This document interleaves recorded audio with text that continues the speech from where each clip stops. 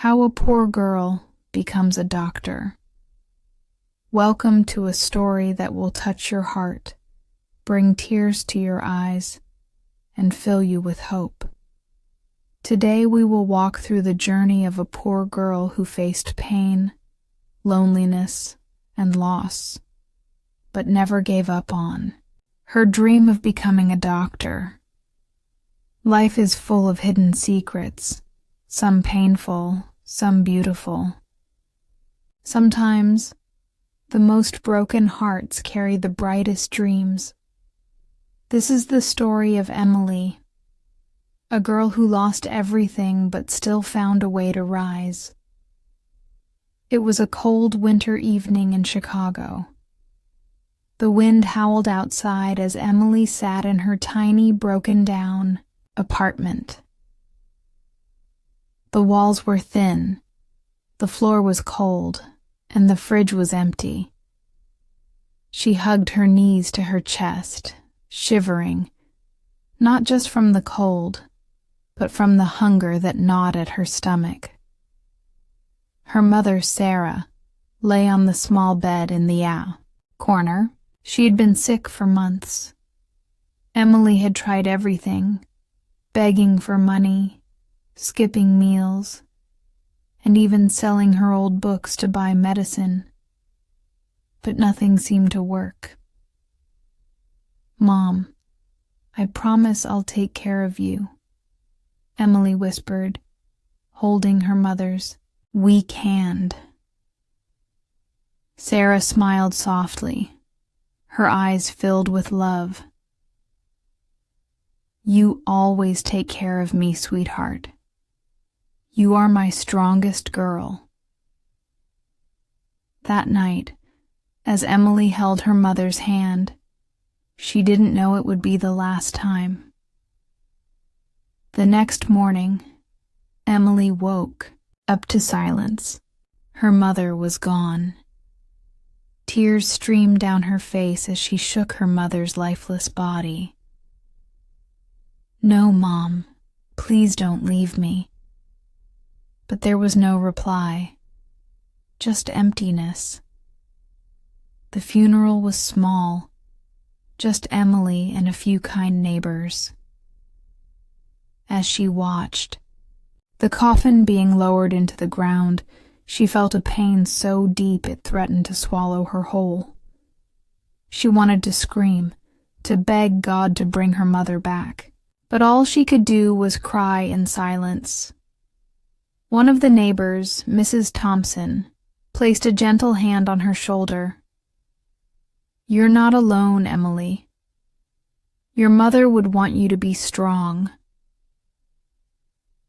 But how could she be strong when her whole world had fallen apart? After her mother's death, Emily was taken to a foster home. It was supposed to be a place of care, but for Emily, it was just another kind of loneliness. The other kids laughed at her torn clothes and worn-out shoes. They whispered behind her back. "She's just a poor orphan," they said. "She'll never be anything." But Emily refused to believe that.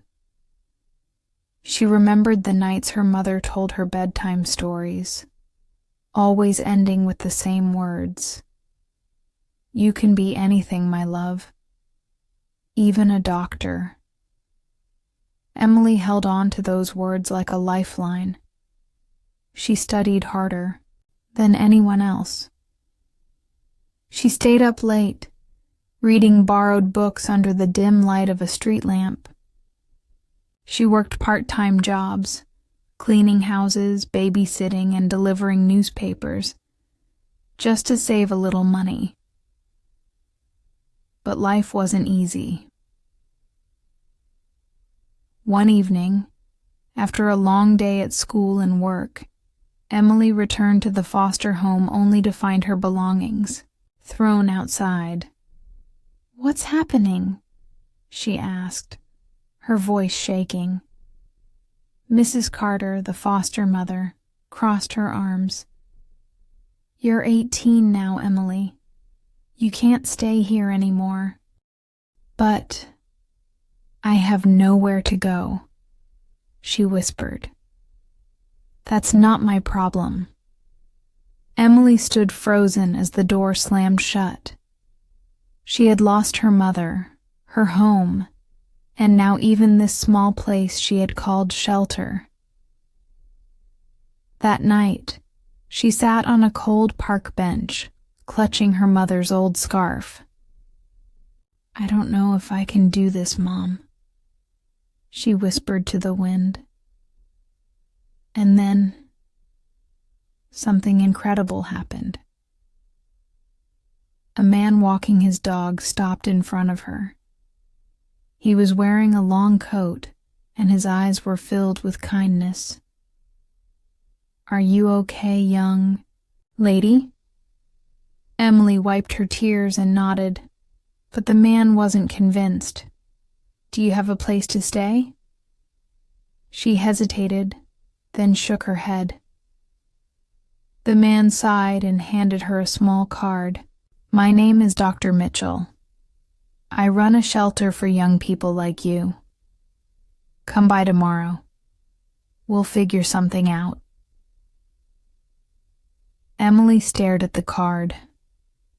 A doctor. Her mother had always wanted her to be one. Maybe this was a sign. Dr. Mitchell's shelter wasn't fancy, but it was warm and safe. He gave Emily a place to stay, food to eat, and even helped her apply for college scholarships. But the road was still tough. She worked 2 jobs while studying. Some nights, she barely slept. There were times she wanted to give up, times when the pain of her past felt too heavy to carry. Then, one day she received a letter. Her hands trembled as she opened it. The words blurred through her tears. Congratulations, you have been accepted into medical school. She had done it. She ran to Dr. Mitchell, waving the letter. I got in. He smiled, his eyes shining. I never doubted you, Emily. Years passed, and Emily worked harder than ever. She studied late into the night, pushed through every challenge, and never forgot why she started. Then, one day, she stood in front of a mirror, wearing a white coat. The name on her badge read, Dr. Emily Carter. Tears filled her eyes. She thought of her mother. I made it, Mom, she whispered. I became a doctor. But her journey wasn't over. She didn't want to just be a doctor. She wanted to help people like her. So she returned to Chicago and opened a free clinic for the homeless and struggling families. One day, a little girl walked into her clinic with her sick mother. She was wearing an old tattered scarf, just like Emily's had been. Dr. Emily knelt beside her. What's your name, sweetheart? Emma, the little girl whispered. Emily smiled, her heart full. You know, Emma, you can be anything, even a doctor. The little girl's eyes widened. Really? Emily took her small hand. Really. And in that moment, she knew. Her mother's dream, her own pain, and every tear she had ever cried had led her here. She wasn't just a doctor. She was hope. Sometimes life takes away everything. But if you keep going, if you hold on just a little longer, you will find your light again. because the most beautiful stories are born from the deepest struggles.